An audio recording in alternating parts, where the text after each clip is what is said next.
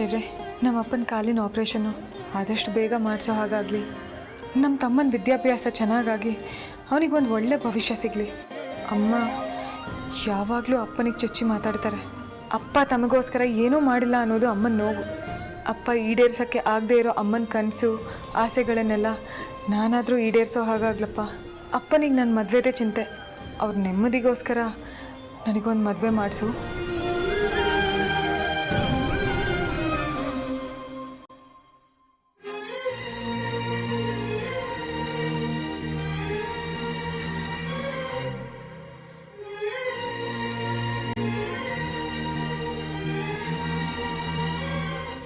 ಇನ್ನು ಈ ಡ್ರಾಮಾ ಸಾಕಮ್ಮ ಸಾಕು. ನಾನೇ ಸೋತೆ, ಓಕೆನಾ? ಮನೇಲಿ ಎಲ್ಲರೂ ಟೆನ್ಷನಲ್ಲಿ ಕಾಯ್ತಿರ್ತಾರೆ. ಮನೆಗೆ ಹೋಗೋಣ ಬಾ ಈಗ.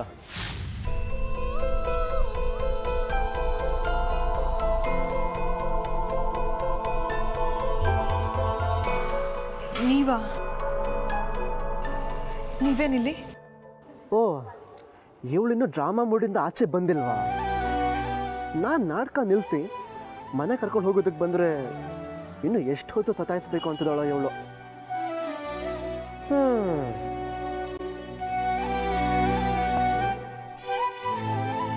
ಏನ್ರಿ ಹಾಗೆ ಮುಖ ನೋಡ್ತಿದ್ದೀರಾ?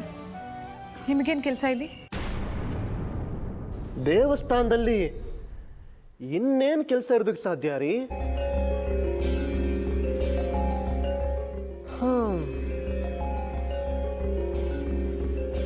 ತಲೆಹರಟೆ ಮಾತೆಲ್ಲ ಬೇಡ. ನಿಮ್ಮಂಥವ್ರ ಬುದ್ಧಿ ನನಗೆ ಚೆನ್ನಾಗಿ ಗೊತ್ತು. ಗೊತ್ತಿದ್ದವರು ಕೇಳಬಾರ್ದಪ್ಪ.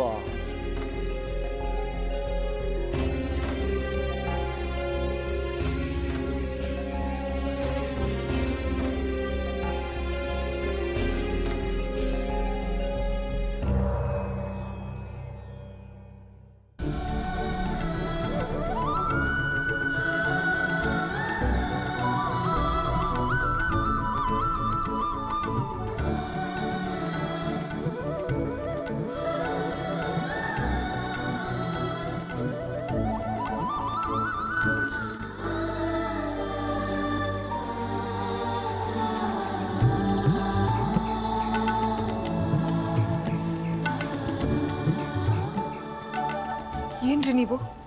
ನಾನು ಹೋದಲ್ಲೆಲ್ಲ ನಾನು ಹಿಂದೆನೇ ಬರ್ತಿದ್ದೀರಲ್ಲ, ನಿಮ್ಗೇನು ಅನ್ಸಲ್ವಾ?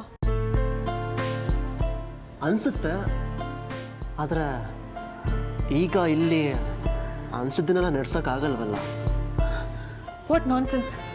ನಿಮ್ಮ ಲಿಮಿಟಲ್ಲಿ ನೀವಿರಿ.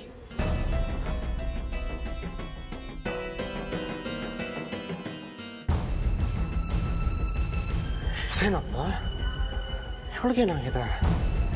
ಬಸ್ ಸ್ಟಾಪಲ್ಲಿ ನೋಡಿದ್ರೆ ಮ್ಯಾನರ್ಸ್ ಇಲ್ವಾ ಅಂತ ಬೈತಾಳೆ. ಏನೋ ಪಾಪ ಎಷ್ಟಾದ್ರೂ ನನ್ನ ಜಾನು ಗೊತ್ತಿಲ್ಲದಿರೋರ ಥರ ಆ್ಯಕ್ಟ್ ಮಾಡಬೇಕು ಅಂತ ಕೇಳ್ಕೊಂಡಿದ್ದಾಳೆ. ಅವಳಾಗೆ ಡ್ರಾಮಾ ನಿಲ್ಲಿಸೋವರೆಗೂ ಕಂಟಿನ್ಯೂ ಮಾಡೋಣ ಅಂತ ಅಂದ್ಕೊಂಡೆ. ಇವಳು ನೋಡಿದ್ರೆ ತಲೆಹರಟೆ ನಾನ್ಸೆನ್ಸ್ ಅಂತೆಲ್ಲ ಬೈತಾಳೆ. ಅಲ್ಲ, ಇವಳು ನಿಜವಾಗ್ಲೂ ನನ್ನ ಜಾನುನಾ? ಯಾಕಿಷ್ಟು ವಿಚಿತ್ರವಾಗಿ ಬಿಹೇವ್ ಮಾಡ್ತಿದ್ದಾಳೆ? ಭಗವಂತ ನೀನೇ ಕಾಪಾಡಬೇಕಪ್ಪ.